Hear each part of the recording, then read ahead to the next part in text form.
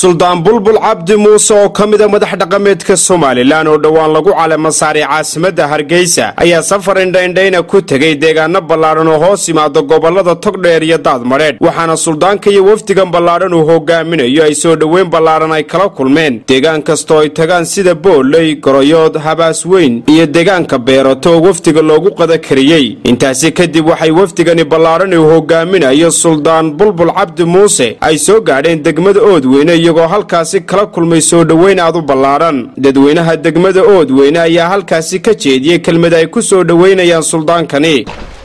dadka halkan degan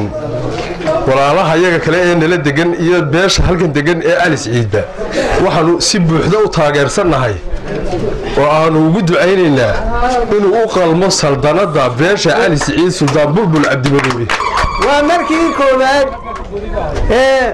ma garanaysaa sidii odayaashii horeba u soo sheegeen waa markii koobaad madaxda ma garanaysaa Cali ciid ma garanaysaa ay isu taagto ama la isugu yimaado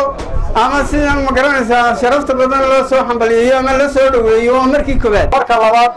waxaynu maanta marinaynaa waa suldaankii koobaad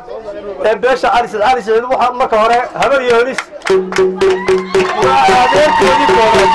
marka labaad sandarada habar iyo horis kuwii ilaalinayay ducada ku ilaalinayay ee xooga ku ilaalinayay ee waanka ku ilaalinayay ee haddii alla ka dhigayo la barbar taagnaa ayay ahaayeen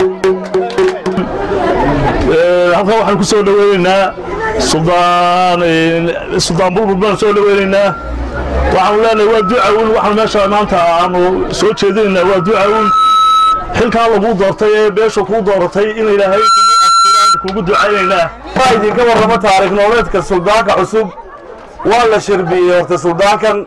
markiisa horena wuxuu ku shaqayn jiray system international horuu xilkan u hayay imika waa loo magacaabay waxaa idin sheegaynaa in maanta loogu dhawaaqay oo 20 sano Bulbul Cabdi Muuse uu ku shaqaynayay shaqadan maanta loo idmaday waxaan aaminsanahay in codkara oo ka soo baxaya shaqada loo idmaday Ilaahayna waxaan u baryanaa in Ilaahay ku gargaaro Bulbul isagoo suldaan ahay buu si wacan u shaqeeyay Soomaaliland oo dhan buu ka shaqeeyay gobolka Daadmareed buu ka shaqeeyay magac iyo sharaf uu ku leeyay markii noo sheegay anagu ku farxay baanu nahay kuwii soo dhaweeyay baanu nahay kuwii aan ka daba hadlin baanu nahay waxaan leeyahay suldaanka imaka laga bilaabo waanu ku dhagxdigayna halkii aad degaysay waa inaad gobolka Daadmareed maal geliso waa inaad guri ka dhisata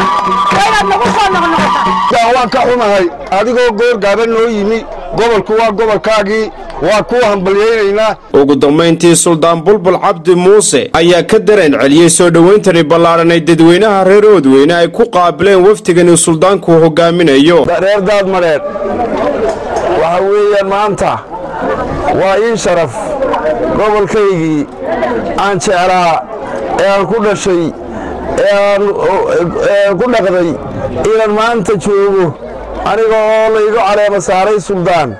aad iyo aad bay sharaf iigu tahay madaxdii halkan ka hadashay baa dhammaysay waxaan maanta u jeedaayo keliya in la igu duceeyo xilkaa maanta lay saaray oo dhammaan la igu duceeyo ilaahayna madar aynu ku ducaysano in xilkaa in alla ii fududeeyo oo ilaahay waafajiyo oo talooyinka ay siiseen alla ii waafajiyo